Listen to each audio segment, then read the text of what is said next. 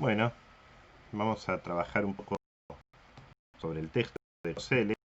Ya habíamos trabajado sobre la introducción. Y ahora, bueno, vamos al texto propiamente dicho. Bueno, como habíamos dicho en la introducción, se trata de una entrada de diccionario que acá es pasado a libro y tiene alguna particularidad. Primero que en este traspaso al libro, según decía la introducción, no está del todo completo. Tiene básicamente 3 secciones. Y después cada una va a tener sus distintos subtítulos, sus distintas subdivisiones. La primera sección es la formación del concepto moderno de historia. La segunda es la historia como concepto guía moderno. Y la tercera es perspectivas. Otra cosa que quería señalar del texto antes de pasar al contenido, siempre está bueno que miremos los paratextos, y en este caso quería comentar un poquito el tema de las notas al pie, excepto alguna que otra tesis doctoral de la década de 1930 sobre todo.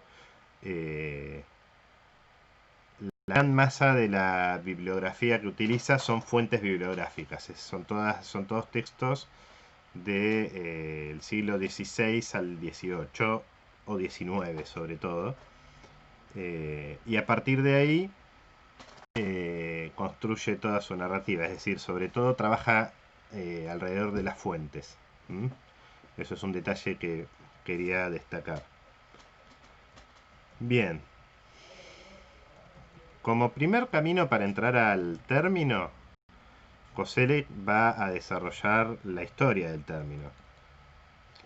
En el primer segmento hace una presentación filológica en torno al origen de las palabras alemanas que se reseñan. ¿Se acuerdan que nosotros habíamos dicho cuando comentábamos la introducción que las palabras alemanas son esta Geschichte y la otra palabra es Histoire, que acá nosotros en este título tenemos como historia con mayúscula o historia con minúscula? Y también hace un análisis gramatical en el que va de una definición de diccionario del sustantivo. Acá todo esto tiene que ver con el idioma alemán, sustantivo femenino Geschichte. Por ahí no nos resulta tan significativo toda esta transición, pero bueno, lo interesante es que va a realizar este proceso filológico de evaluar de dónde viene el uso de la palabra. Pero lo concreto es que llega a un sustantivo colectivo singular. ¿Sí? Que, ¿por qué nos sirve entender esta idea de que sea un sustantivo colectivo singular? La historia, porque justamente se pone así, con la manito para arriba. Se convierte en algo abstracto, solemne y abarcativo. Y esa transición de distintos usos de la palabra historia a esta cuestión abstracta y general es el recorrido que se hace en todo el texto.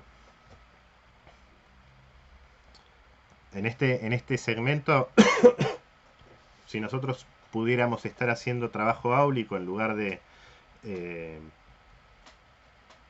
tener esta experiencia de la virtualidad, que yo les digo es un dolor de cabeza tener que hacer esto, hablar con una cámara es detestable, pero bueno, espero que ustedes puedan mirarlo a esto y que les sirva sobre todo. Si no, hacer todo este esfuerzo para que no sirva es muy penoso. Bien, les decía, si nosotros estuviéramos en el aula con este primer segmento, podríamos pensar una suerte de línea de tiempo, por ejemplo, para ver cómo describe estos cambios en el concepto, ¿no? También para disfrutar un poquito de esta modalidad de historia que hace el propio Koselleck de la historia conceptual, ¿no? Bueno,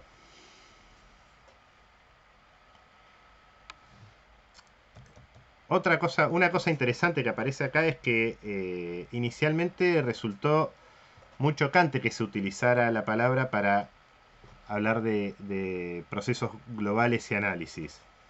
¿Sí? Marca, como un comentarista, decía que esta palabra, historia, era una palabra de moda. Sí, incluso que era un mal uso del lenguaje.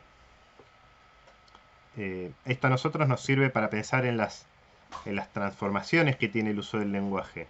¿Sí? Nosotros ahora estamos en el debate social, en los medios, en los pasillos de la facultad cuando tenemos pasillos, en las redes sociales, un debate permanente sobre el tema del lenguaje inclusivo.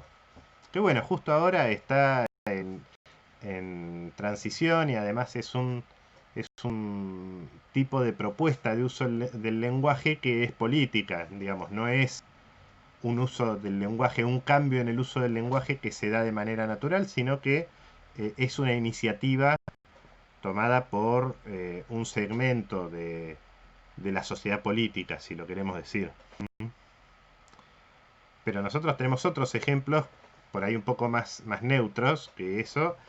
Eh, Cuando nosotros trabajamos periódicos de la década del 60, justo esta cátedra tiene mucho trabajo sobre esa época, porque tanto mi trabajo como el de Francisco, como el de Mónica, abarca la década del 60. Si nosotros vamos a los diarios, los titulares de los diarios usan los verbos en modo reflexivo. ¿Qué es en modo reflexivo? Festejóse el día de la primavera. Demostróse la falsedad de la acusación. El uso de ese verbo, demostróse, con el C al final, es un tipo de conjugación que nosotros no usamos más. En otros idiomas se siguen usando. En italiano, por ejemplo, se usa el reflexivo. Acá, no. Bueno, no importa. Ese era un ejemplo para pensar lo interesante que es esto de trabajar con el lenguaje, ¿no? Con los cambios en el uso de los términos. Como Koselleck trabaja los cambios en el uso del término historia, ¿no? Eh, y bueno, y señala que esa transformación contiene una densidad diferente en la extensión del significado. ¿Ustedes se acuerdan por ahí del colegio secundario o si cursaron introducción a la filosofía, este concepto de que los conceptos, las palabras tienen una extensión, es decir, abarcan ciertos significados? ¿Mm? Bueno, y como esa extensión es cambiante, eh, lo que ocurre en ese periodo que está mencionando Koselleck es que se opera un cambio en la extensión del término historia. Yo sé que tengo más desafíos, sobre todo para modular mejor y porque técnicamente el sistema este de la computadora a veces junta porque tiene problemas de edición o porque tiene problemas de grabación, no sé qué pasa, pero a veces se acelera y se pierde parte de lo que se dice. Entonces voy a hacer un esfuerzo por modular. ¿Mm? Bien, decía, eh, previamente a este cambio que va a describir en el texto, la palabra historia tenía que estar sí o sí acompañada de un sujeto. Es decir, no era el sujeto de una oración. Entonces, el ejemplo que pone es la historia de Carlomagno, la historia de Francia, la historia de lo que fuere, ¿no? No podía ser la historia una cosa en sí misma. Lo que dice Koselleck es que los historiadores ilustrados intentaron captar la historia misma. Vieron que hace esa disquisición de la historia en sí y la historia para sí. Ese debe ser un giro propio del alemán porque es el mismo tipo de, de, de idea que utiliza para hablar de la conciencia de clases, si ustedes se acuerdan del marxismo. ¿Mm? Yo estoy acá mirando el texto y repasando, así que después, el lunes, cuando nosotros nos encontremos en el primer encuentro virtual que tengamos, ustedes me dicen si quedó algo que tengamos que revisar, ¿sí? Bien. En resumen, lo que termina por asumirse es un concepto abstracto de historia. A eso se refiere cuando dice que la historia cobra autonomía, que actúa por sí misma. Por eso, y también a caballo de un momento histórico en el que el lenguaje y las metáforas de lo religioso impregnaba todas las prácticas de la comunicación, dice el autor que es natural, acá estoy citando, es natural que detrás de esa nueva conceptualidad que remitía la historia a sí misma como agente, se vislumbraba oculta o transformada la providencia divina. ¿Mm? El hecho de pasar a ser un concepto abstracto le daba trascendencia a la historia, ¿sí? A la idea de la historia. Por eso es que el siguiente problema que plantea es la relación entre el tiempo pasado, el presente y el futuro. Es decir,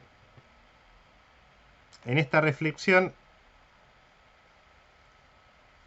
es que el concepto de historia fue adquiriendo esa complejidad y, y esa identidad que hacía que no requiriera más un sujeto que le explicara. No necesitaba más un objeto que describir, sino que habla de la historia. Una cosa que es la historia, ¿no?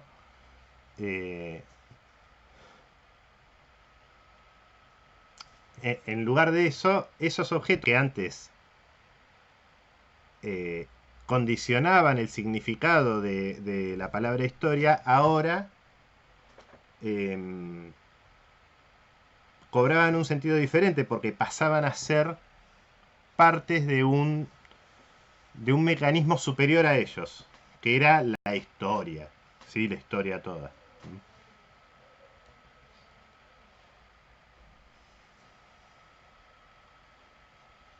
Esta cosa de generar grandes conceptos abstractos se ve que marca Koselleck.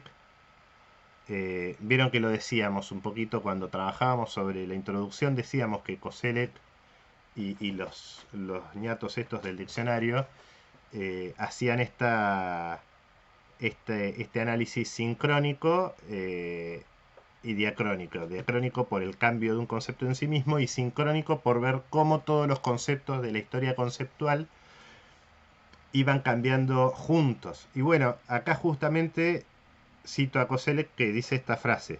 En aquellos decenios de simplificaciones y singularizaciones, cuando las libertades se convertían en la libertad y las revoluciones en la revolución, la historia, la historia subordinó a las historias bajo sí. Es decir, la historia en abstracto, en singular, subsumió a las historias, las pequeñas historias. La economía del lenguaje histórico-político de los alemanes corresponde a este concepto, más que a ningún otro, el lugar que ocupa entre los franceses la revolución, el concepto de revolución. El nuevo concepto de la historia ya se había establecido antes de la Revolución Francesa y el complejo de acontecimientos revolucionarios aprovechará todo lo que esta nueva historia tenía de sorprendente y único para hacer de ello una proposición empírica casi axiomática. Después, bajo el subtítulo La fusión de historia, histoire e historia con minúscula Geschichte, sepan disculpar mi alemán, hace primero un desarrollo sobre la utilización de las dos palabras entre los siglos XV y XVIII, y después, como efectivamente se dejan de usar los dos términos para definir lo mismo, básicamente se impone esta palabra, Geschichte. Se hubiera impuesto la otra que era más fácil de pronunciar para nosotros, pero bueno, no. Nos muestra cómo ese proceso de unificación coincide con la resignificación semántica del término y a la vez se abandonan, dice el texto, los topoi ciceronianos, los lugares comunes propios de esa mirada ciceroniana de la historia como maestra de vida, ¿sí? Eh,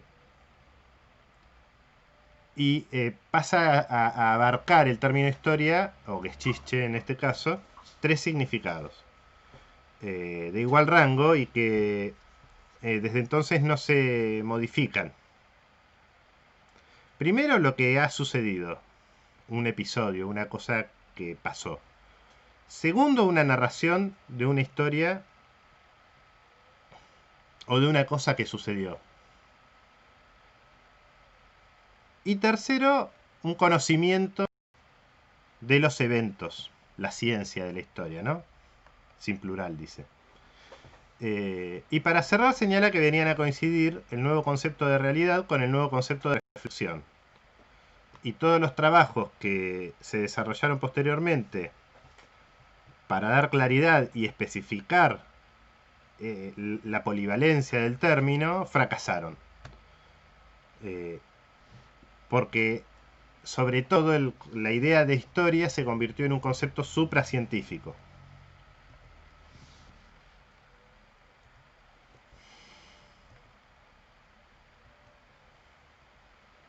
Bueno, después el siguiente subtítulo, la historia como filosofía de la historia,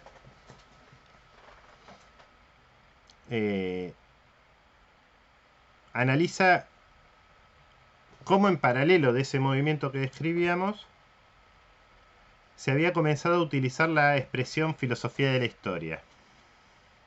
Por ahí esta es la parte más compleja del texto, más filosófica, pero en definitiva tiene que ver con el mismo movimiento que describe en todo el texto, es decir, que a mediados del siglo XVIII se va a dar una aceleración en los cambios sociales, tanto como políticos como conceptuales, que va a llevar básicamente a una ruptura con la extensión que esos conceptos tenían previamente.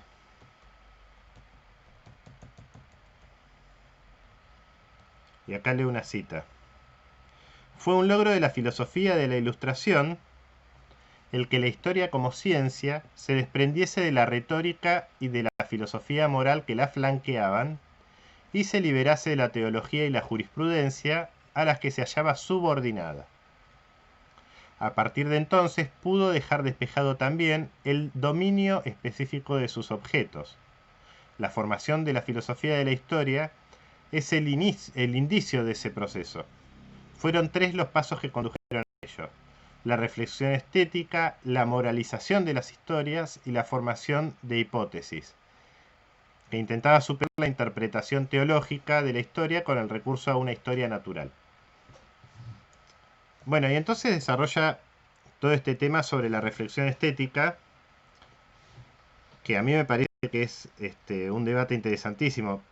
Para mí es la mejor parte del texto porque describe una relación de reciprocidad entre la historia y la poesía, o la historia y la escritura. ¿Mm?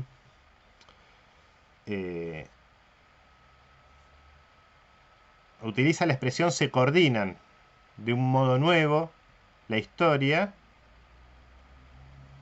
la histórica dice, perdón, la histórica, acá la nota al pie dice que es como una suerte de metahistoria, de la posibilidad de pensar la historia, de la poética. ¿Mm?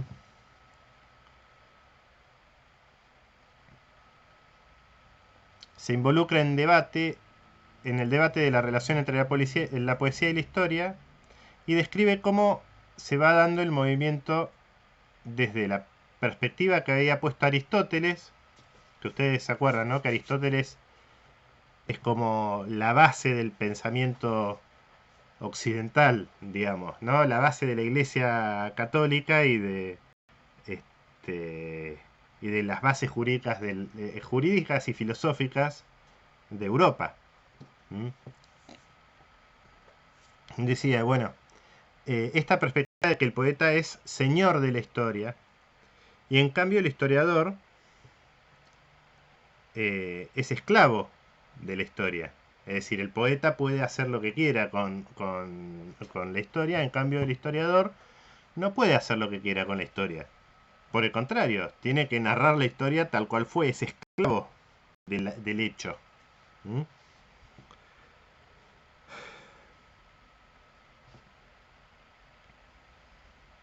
A mí esta imagen me parece genial, ¿no?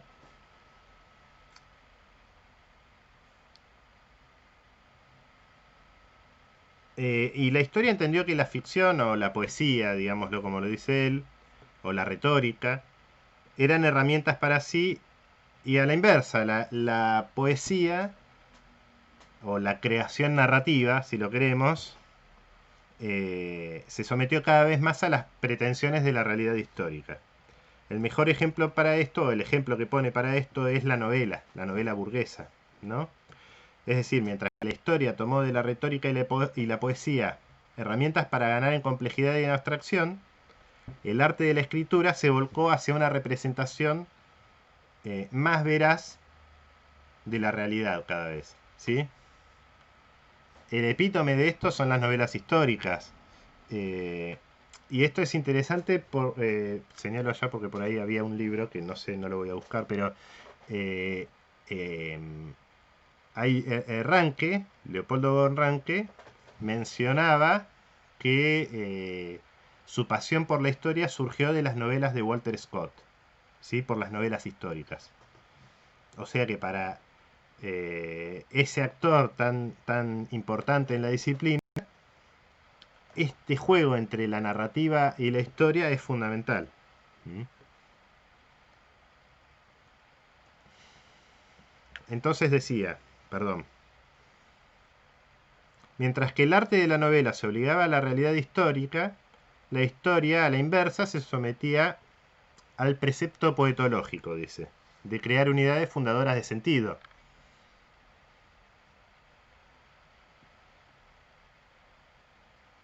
Es decir, no bastaba ya con crear series cronológicas, con hacer una crónica, sino que además eso tenía que tener sentido. Y ordenar, un orden y un sentido. Que el peligro de esta tendencia es justamente que tuvieran sentido, que tuvieran dirección, ¿no? Un comienzo y un final. El peligro para la historia de este otorgamiento de sentido que ocurre en esta simbiosis, en esta relación que establece de reciprocidad con la poética, como dice el texto, es la epopeya, en primer término, la glorificación de los actores y de los procesos históricos, y la mirada teleológica que va a ser protagonista de esta materia, ¿sí? Porque es un problema que va a aparecer.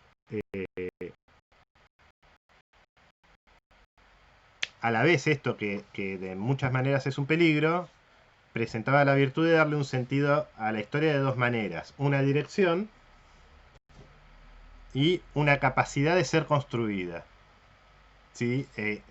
Acá se libera, la historia se libera de el resto de las formas de narrar, se libera de su subalternidad con respecto a la retórica y al derecho, pero a la vez el individuo se libera de las ataduras de la historia. El individuo pasa a ser protagonista de la historia y el historiador pasa a ser protagonista de la creación de la historia, de una narración.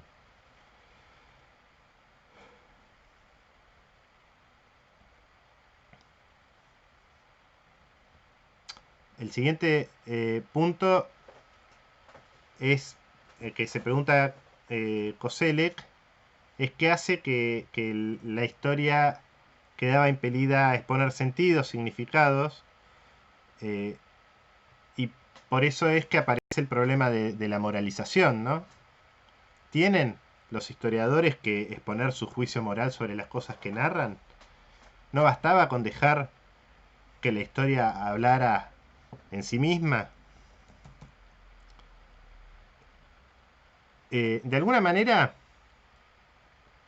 acá la historia pasa a hacerse un poco cargo de esto que decíamos antes, ¿no? De su carácter trascendente, de su rol providencial, en el sentido de que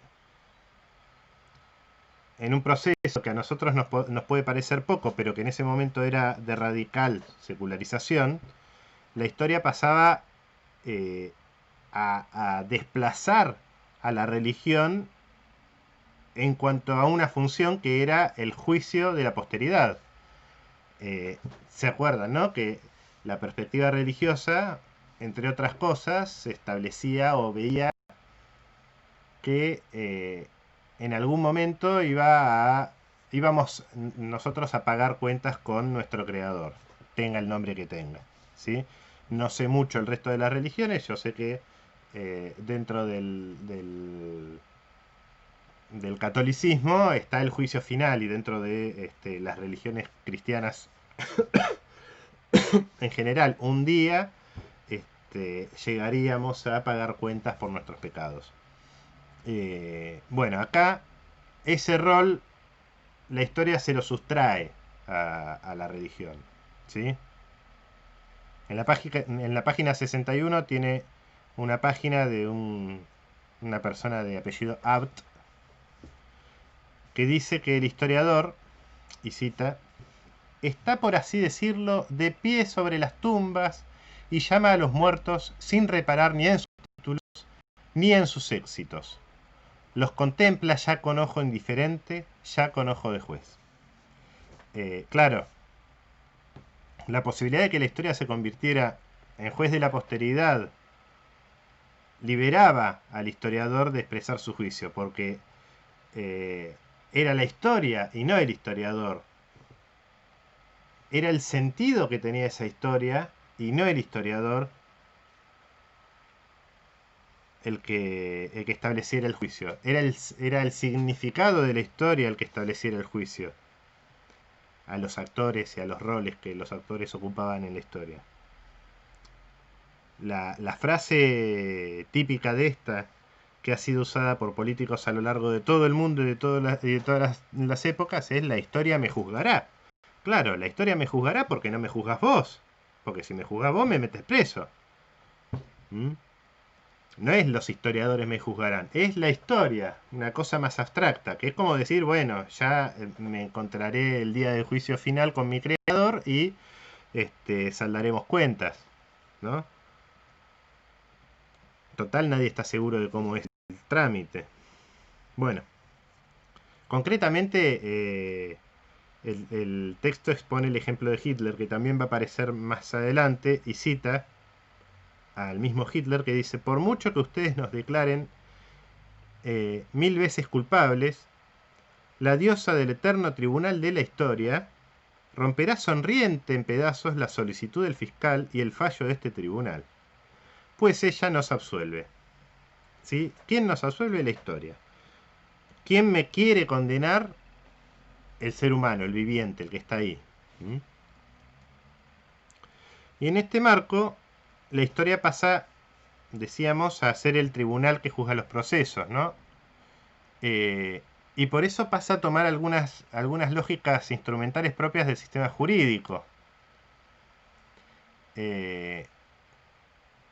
Por eso es que en el marco de un clima intelectual eh, signado por el éxito del racionalismo, la historia pasa a incorporar cada vez más el uso de hipótesis para cubrir los huecos de lo que sabe. ¿Sí? Lo que no sabe lo hipotetiza. Lo que sabe tiene el método y la fuente, pero lo que no sabe lo hipotetiza.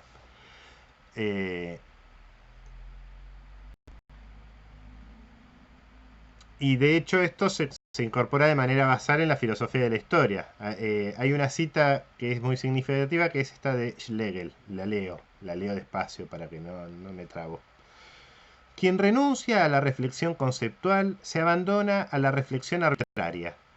¿Sí? Se precia de tener una pura y sólida empeiria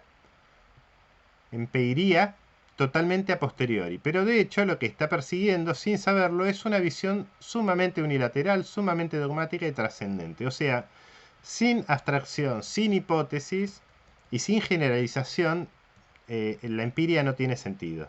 ¿Mm? Hay otra cita que está acá entre las páginas 69 y 70, que dice, a ver, sobre el suelo de la filosofía de la conciencia, entonces, el idealismo alemán desarrolló una filosofía de la historia que recogían los presupuestos de la época de la Ilustración que hemos descrito aquí, sintonizándolos mutuamente. La unidad estética de sentido de la exposición histórica, historisch, la moral que se exigía o pretendía obtener de la historia y finalmente la construcción conforme a razón de una historia posible. Esto, posible. Todos estos factores se ensamblaron para producir una filosofía de la historia que, en definitiva, ponía y reconocía la historia misma como racional. Lo que Kant todavía formulaba como postulado moral y esbozaba hipotéticamente era concebido ahora como emancipación del derecho o del espíritu o de la razón y sus ideas en el proceso de la historia. Por eso es que a partir de ahí empieza a trabajar en la profundización del concepto este de filosofía de la historia, ¿no?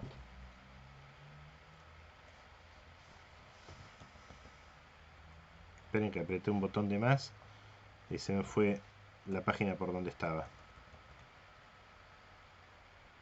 Bueno. Por eso aparece la referencia a Hegel o a Fichte y todas las especulaciones que están acá en torno a la relación entre la filosofía y la historia. Esta idea de que la historia toma elementos de la filosofía y a la vez la condiciona. Menciona que para Hegel ya hay una convergencia plena entre la filosofía y la historia, de modo que otra vez se menciona que una historia racional, de y desde la razón, fundida en la razón trascendental, ya no podía quedarse en un historicismo descriptivo. Es como el corolario de una transición hacia una historia que puede reclamar con justicia el estatuto de ciencia comparable con la ciencia de la naturaleza. El poder tener un sentido y el poder desarrollar un método. ¿Mm?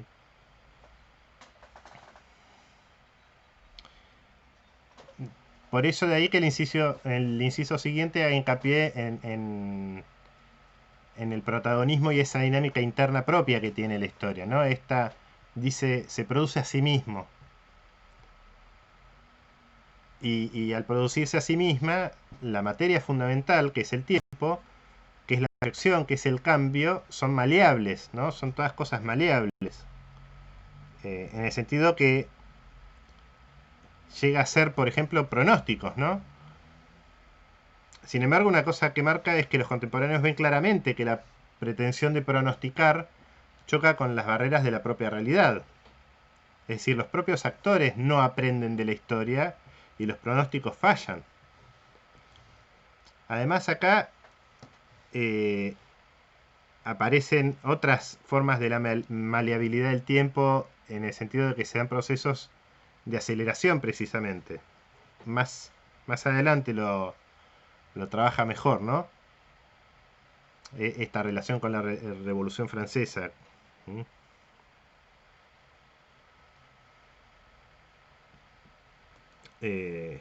Bueno,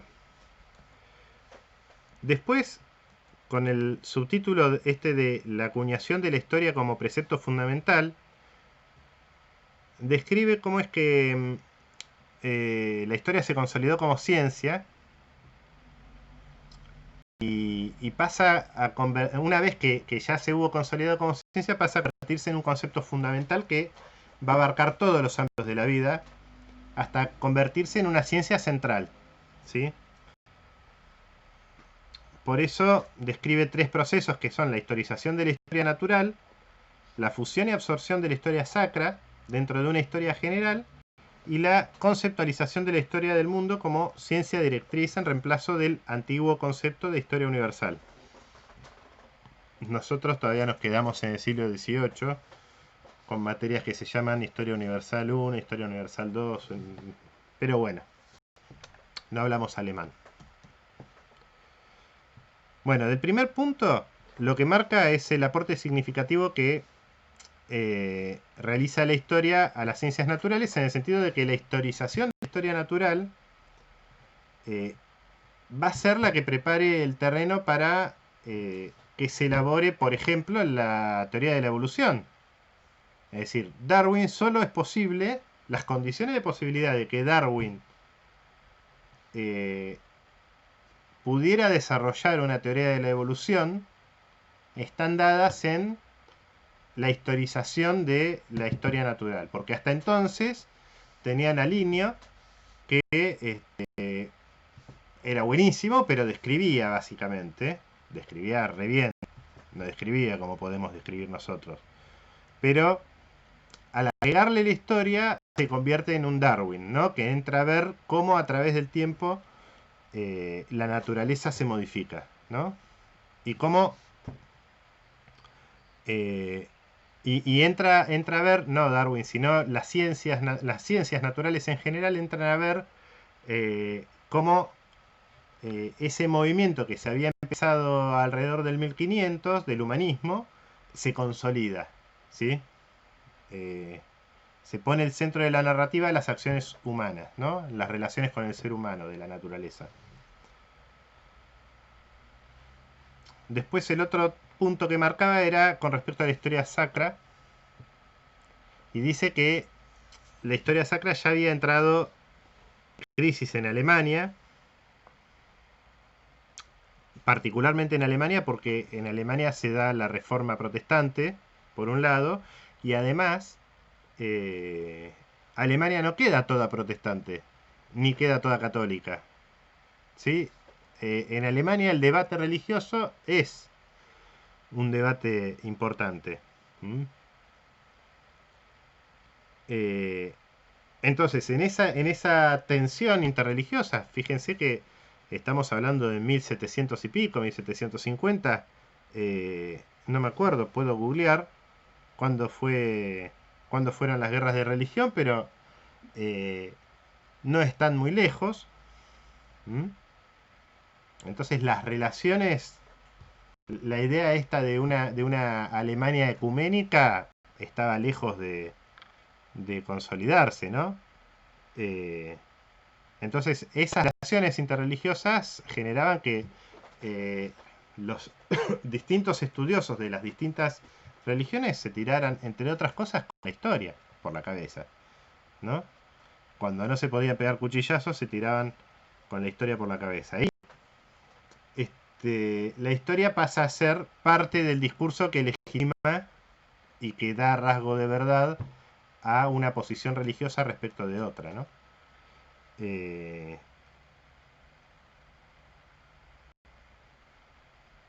claro, esa misma historización, es decir, el mismo recurso a la historia que aplican los estudiosos de la religión para legitimarse frente a los estudiosos de las otras religiones, eh, va a terminar subsumiendo a la historia de las religiones como un apéndice. ¿Por qué? Porque necesitaban estudiar para legitimarse a toda la historia en general, ¿sí? Eh, terminaron comiéndose a los caníbales, podemos decir. Recurrieron a un enemigo superior, es como los tlacaltecas que para sacarse de encima a los aztecas se aliaron con los españoles, más o menos así, ¿no? Este, bueno, perdón, no me acuerdo si eran los tlacaltecas, después el lunes me dicen ustedes.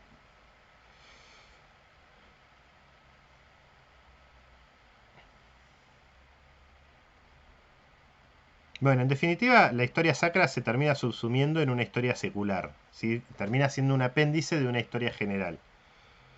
Eh, y la otra transformación que sufre el concepto es la introducción de la idea de historia mundial en reemplazo de la historia universal, ¿sí? Y acá me parece que influye mucho, es al menos lo que estoy entendiendo yo, digamos, la idea que asume Europa de que ya no está sola en el mundo, ¿no? No que no es el centro del mundo, sino que no está sola en el mundo. Justo en este periodo es el centro del mundo, en términos geopolíticos claramente, ¿no? Entonces, pero la conciencia de que el mundo no se limita a Europa y de que hay otras realidades hace que el concepto de historia universal, que era tan concéntrico, eh, quedara como perimido, fuera insuficiente. Entonces una historia mundial eh, puede generar un pensamiento en el que un mundo más grande, donde hay cuestiones exóticas y desconocidas, puede ser objeto de estudio, ¿no? Eh, y que esa historia del mundo es algo, en términos empíricos, viable, ¿no? Bueno, la otra sección, la segunda sección, es la historia como concepto guía moderno.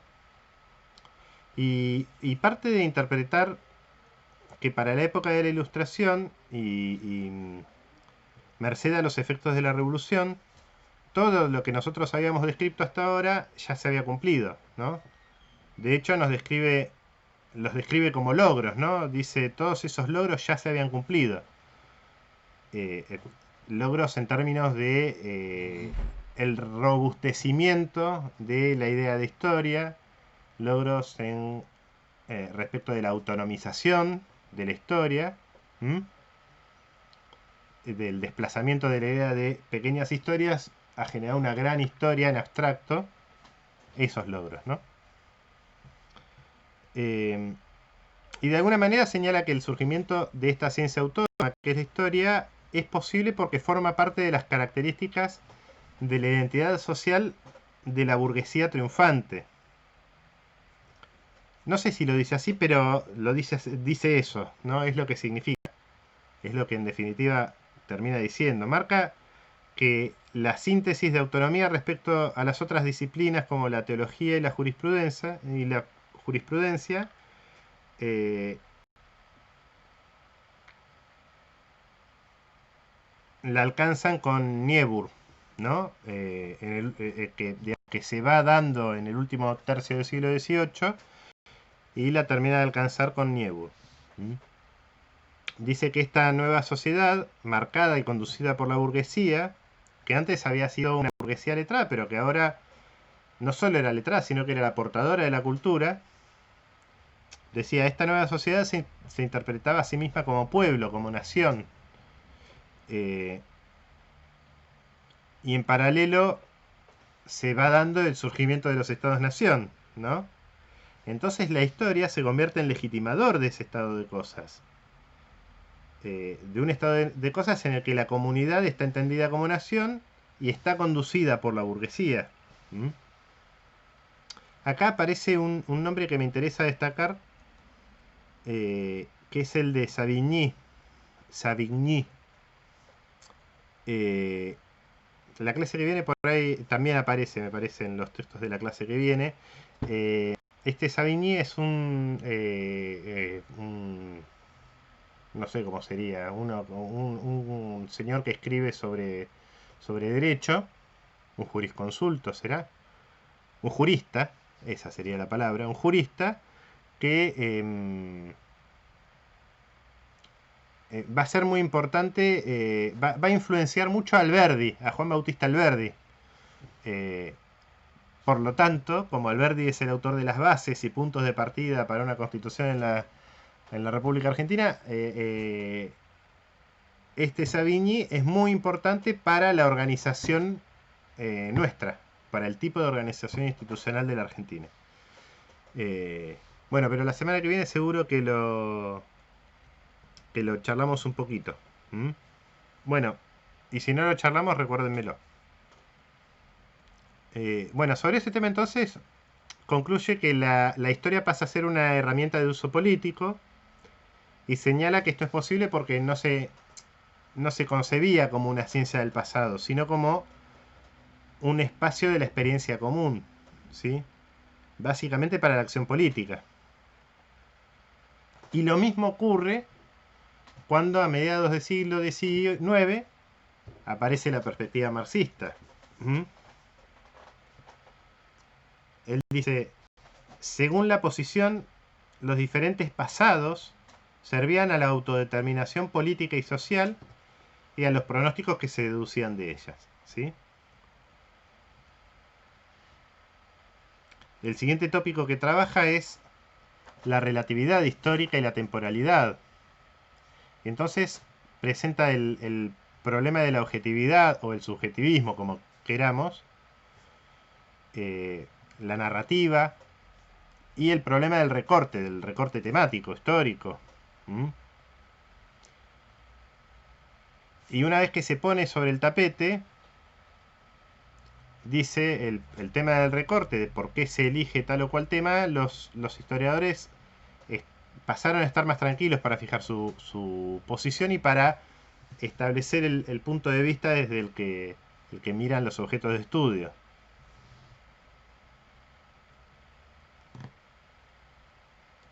Y marca un problema con la temporalidad en torno, el problema que se debatía en la época, ¿no? En torno a la necesidad de que el hecho histórico sea distante del tiempo, porque si no hay una niebla que nos impide ver este, los procesos. ¿Mm? Utiliza esa metáfora de la niebla, que es como una cosa que impide la independencia que tiene que tener el historiador para investigar un tema. Medio como que la que se impone, o me parece entender, ¿no? Todo esto está sujeto a que todos encontremos más o menos los temas en el texto. Si ustedes ven que yo estoy diciendo pavadas porque entienden otra cosa sobre el texto, bueno, trabajemos sobre lo que ustedes encuentran en el texto. Precisamente el espacio áulico, que ahora estamos reemplazando con estas conferencias telemáticas, dirían, este, tienen como objetivo que nosotros compartamos las distintas lecturas. Si ustedes encuentran algo mejor, mejor, mejor. Porque yo estoy seguro de que lo que yo pueda encontrar en el texto de Koselleck no es lo mejor que se puede encontrar. Seguramente se pueden encontrar cosas más sofisticadas o cosas más simples inclusive, pero que digan más cosas que lo que pueda encontrar yo, ¿no? Esto es para invitarlos a que si ustedes encuentran otra cosa, lo digan, ¿sí? Lo manifiesten. Decía, como que se impone una mirada hegeliana en la que tomar partido es tomar partido por la razón, ¿sí? Y por el derecho. Pero claro, esta idea de tomar partido por la razón estaba asociada a tomar partido por la Revolución Francesa. ¿Se acuerdan que la Revolución Francesa habían endiosado a la razón? Este, Ahí es que aparece Rand, que creo que es la primera vez que aparece mencionado en el texto, que dice que proponía una elevación de la ciencia histórica por encima del tiempo, es decir, mirar así bien de lejos e intentar estar lo más aséptico posible y empantanarse lo menos posible con la política. ¿Mm? Después menciona esto que mencionábamos antes de la aceleración del tiempo, ¿sí? Que en los momentos como el que se está viviendo de crisis o de revolución, la experiencia existencial del pasado se desvanecía, dice. Eh, entonces el diálogo intergeneracional se vuelve imposible porque la aceleración propia de los cambios generan que el hijo no tuviera forma de entender la experiencia vital del abuelo ni del padre siquiera. ¿Mm? Eh, acá es donde aparece, claro, Marx, en esta cosa de que en realidad al que le interesaba la historia era Engels, no a Marx, ¿no? Eh, pero bueno, igualmente ahí aparece con el marxismo el tema de las expectativas, es decir, la configuración de un futuro, para pensar en esto de la temporalidad. Y el futuro, en el caso del marxismo, está dado por la idea de una sociedad comunista. Y ahí la aplicación a la historia entra a tener estos significantes de que no hay historia si no hay proyecto, un poquito como lo que dice Fontana, ¿no? Que también vamos a leer en la cursada. Es historia en tanto hay proyecto. Si no hay proyecto, no hay historia, ¿sí? Que es otro concepto que va a retomar Koselleck un poquito más adelante también. ¿Mm? Otra cosa que aparece acá es la expresión de historicismo, ¿sí? Que acá inicialmente tenía una connotación negativa. Llegó bastante tarde al debate científico, en la época de la restauración. El texto dice premarzo. Tuve que buscar premarzo porque no sabía a qué se refería, o nunca lo había encontrado así, que es la época de la restauración, el periodo que va entre la conferencia de Viena en 1815 y la revolución del 48. Marzo es la revolución del 48. Bueno, y cito esto que dice de el historicismo, que es una conciencia, se refiere a una conciencia deformada por una falsa relación con la historia, ¿sí? Recién en el siglo XX el término historicismo va a adoptar la significación que nosotros le damos, que también tiene mucho de esta connotación negativa que le atribuye a Feuerbach. Bueno, que cita acá el texto, ¿no?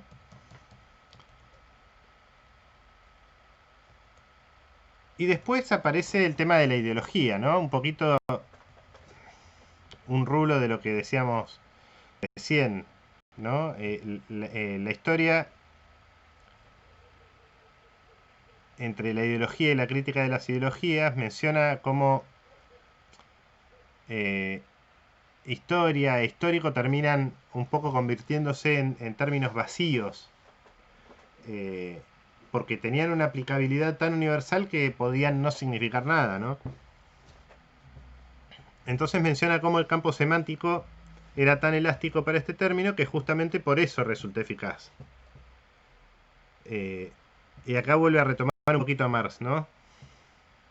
Porque aparece como alguien que denuncia la forma en que se percibe la ideología, porque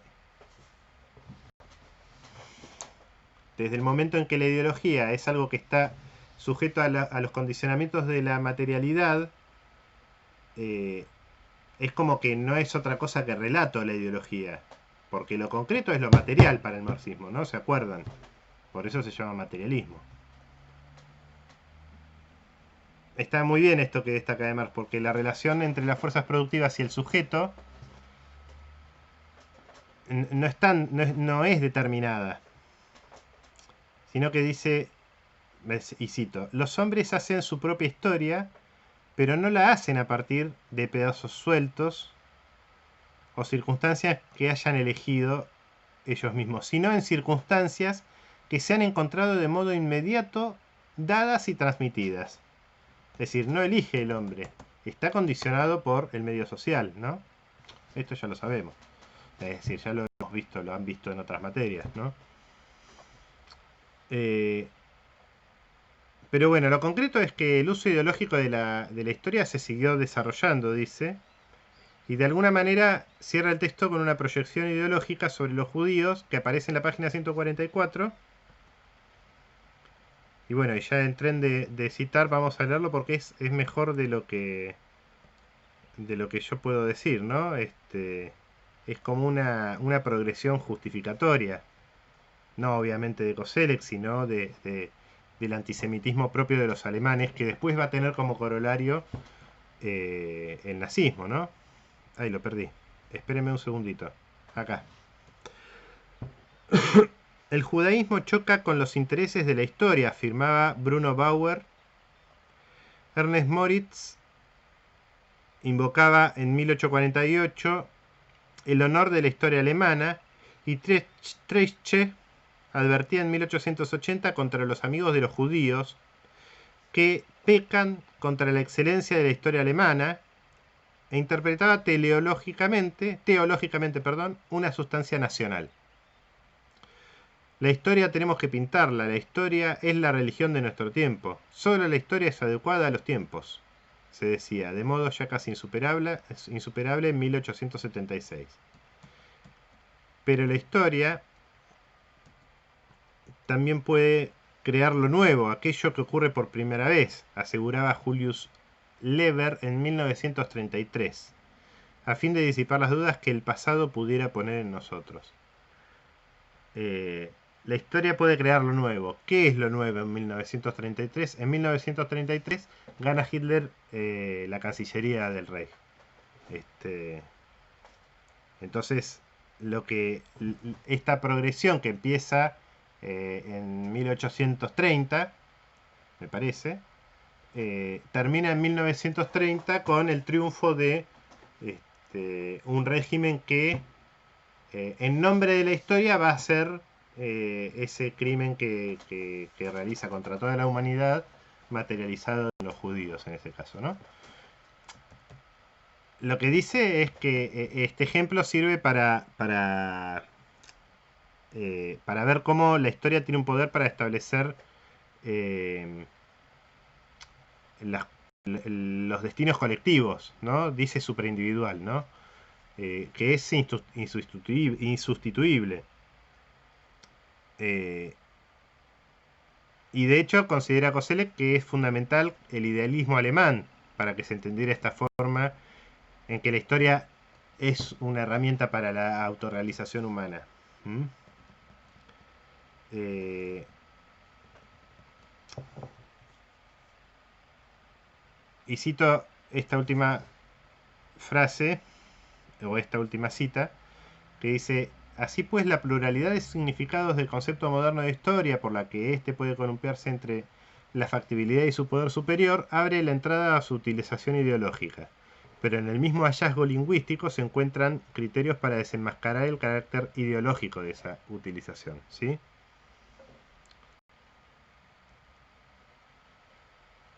Después el texto tiene una tercera sección muy cortita que se denomina perspectivas, ¿sí? Que no tiene un gran despliegue, apenas menciona el surgimiento de la historia social, que eso lo vamos a trabajar más adelante en la cursada. Eh, pero sobre todo menciona esto que ya dijimos varias veces, ¿no? El uso intencionado como el fin de la historia. ¿Mm? Obviamente no se refiere al texto que a nosotros nos hizo conocer la frase del fin de la historia, que es del año 90, de Francis Fukuyama, ¿no? Justamente el libro se llama El fin de la historia. Y claro, es muy fácil entender para nosotros el concepto a partir del ejemplo de Fukuyama, porque el fin de la historia para Fukuyama, ¿qué significaba? Bueno, se cayó el comunismo, ahora ya no hay más conflicto, vamos todo para adelante con la lógica liberal, lo que después fue la construcción del consenso de Washington. Eso venía a ser el fin de la historia. Eh, y acá un poquito es lo que describe. Koselleck escribe esto, me parece que en 1975. Tendría que volver al principio del texto para fijarme, pero sí, estoy seguro que en 1975. Y obviamente Fukuyama escribe el otro en los 90, así que no tiene relación, pero la idea es exactamente la misma. ¿Sí? El fin de la historia venía a expresar eh, una idea de que se ha llegado a o una metáfora de que se ha llegado a un punto de estabilidad en el sistema imperante, ¿sí? Bueno, yo creo que básicamente está. Cualquier cosa que ustedes quieran revisar, que ustedes quieran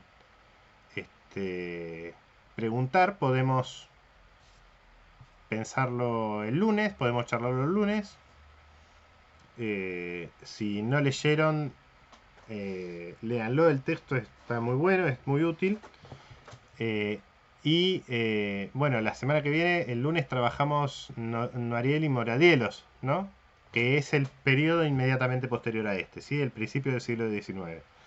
Y bueno, están buenos los textos, ¿sí?